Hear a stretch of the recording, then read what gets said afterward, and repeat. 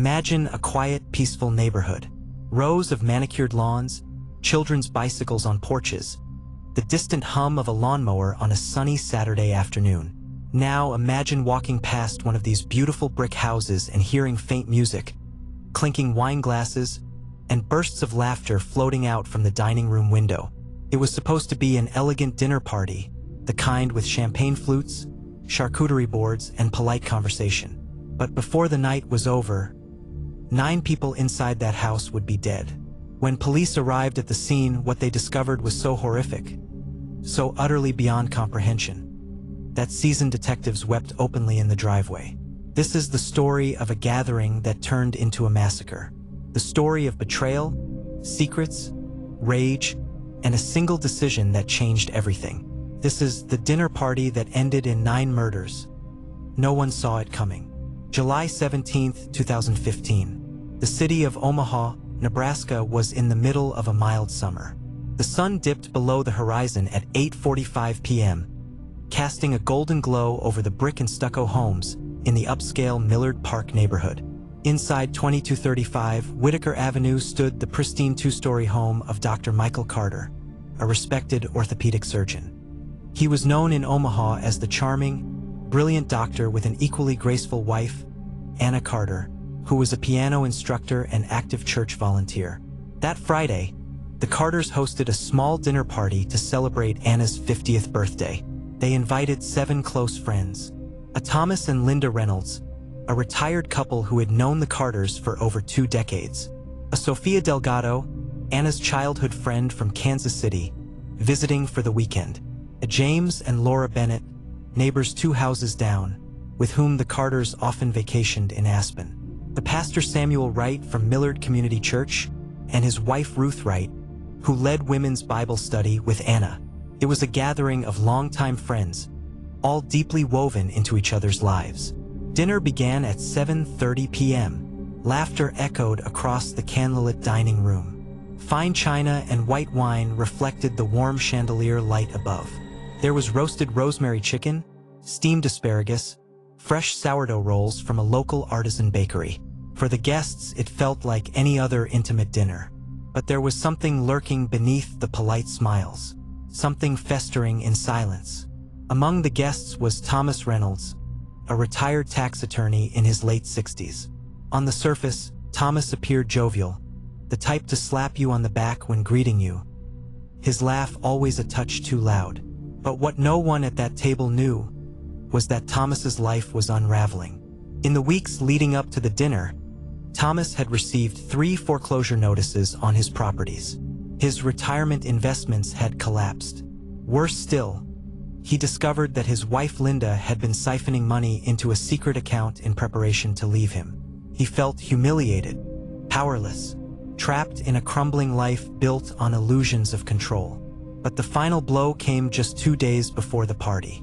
While at the country club, Thomas overheard a conversation between Dr. Michael Carter and James Bennett. They were discussing an old legal battle Thomas had handled unethically years prior. Their laughter burned into his mind. Thomas convinced himself they were mocking him, that everyone knew of his failures, that his life's respect, legacy, and dignity were slipping away, and no one cared. By the time he walked up the Carters' brick steps that Friday evening, Thomas Reynolds had already decided. If his life was going to end, he would take everyone with him. According to what investigators later pieced together, the dinner carried on peacefully until dessert. Anna had just served homemade tiramisu. Guests were complimenting her culinary talents as Thomas quietly excused himself, slipping out of the dining room. He walked to his car parked in the driveway. In the trunk sat a locked metal box. Inside, a Glock 17 handgun, a .38 revolver, and 2 boxes of ammunition. Thomas loaded both guns methodically. His hands were steady, his mind cold, empty, resolved. He walked back through the front door. Music still played softly from the kitchen radio. The smell of espresso and cocoa wafted from the dessert plates. Then he opened fire. The first shot hit James Bennett in the chest. He collapsed sideways against his wife Laura, splattering her floral dress in blood. Screams erupted as guests scrambled to their feet, tipping wine glasses and knocking over chairs. Thomas fired again and again, moving methodically from guest to guest, as if performing a grotesque ritual. Pastor Samuel Wright tried to shield his wife with his body but was shot twice in the back. Anna Carter ran for the hallway but collapsed before reaching the door. Neighbors later reported hearing pops, but assumed they were fireworks. In less than 3 minutes, 9 people lay dead. Thomas walked out the front door, blood sprayed across his white dress shirt, and sat down on the porch step. When Omaha police arrived 8 minutes later, he was calmly smoking a cigarette, guns placed neatly beside him on the concrete. The first responding officers were greeted by a sight that would haunt them forever. Inside, the polished dining table was scattered with broken plates, shattered wine glasses, and bodies slumped over chairs or sprawled on the hardwood floor. Detectives arrived within the hour. Lead investigator Detective Naomi Harris, a 19-year veteran of Omaha PD, described the scene as absolute carnage. She told local news later, "I've worked homicides, mass shootings, gang executions. Nothing compares to what we walked into that night. It was like a war zone, except it was a suburban dining room." Thomas Reynolds was arrested without resistance. He refused to speak for 48 hours. But when he finally did, his confession was chillingly calm. He told detectives, "They laughed at me. My life was worthless. I wanted them to know how it feels to lose everything." Investigators uncovered Thomas's crumbling finances, Linda's hidden accounts, and emails indicating she planned to leave him after her birthday. His resentment toward Dr. Michael Carter and James Bennett stemmed from old humiliations he had carried for years. In a psychological evaluation later, Thomas was described as a man suffering from late-onset severe narcissistic collapse with delusional persecution beliefs. But for the families of the victims, no clinical term could explain the horror. Thomas Reynolds' trial lasted 4 weeks. He pled guilty to 9 counts of first-degree murder to avoid the death penalty. During sentencing, family members of the victims spoke tearfully about the devastation left behind. Laura Bennett's daughter read a letter. "You destroyed entire families over your pride. I hope you feel every second of emptiness in prison that you inflicted on this world."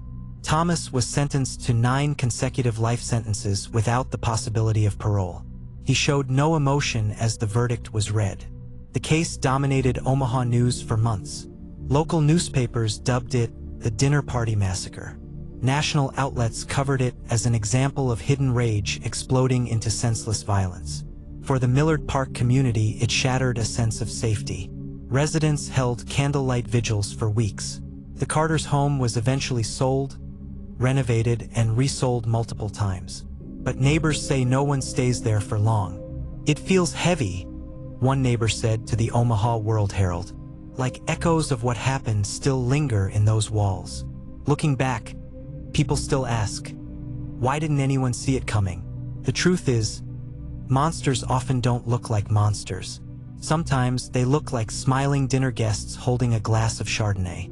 Sometimes they look like husbands sitting quietly at the table, nodding politely to conversation, while inside, a storm of darkness brews. The Dinner Party Massacre reminds us of something uncomfortable. We never truly know what others carry behind their eyes. If you or someone you know struggles with mental health crises, rage, or suicidal thoughts, please reach out for help. There is always another path than violence. Because the 9 lives lost that July evening, the laughter, wisdom, kindness, and dreams they carried were worth far more than Thomas Reynolds' pride or pain. They deserved more than a final dinner of terror. They deserved to live. Thank you for watching. If this story moved you, consider sharing it to honor the victims' memories. And remember, stay vigilant, stay safe, and never stop looking beneath the surface.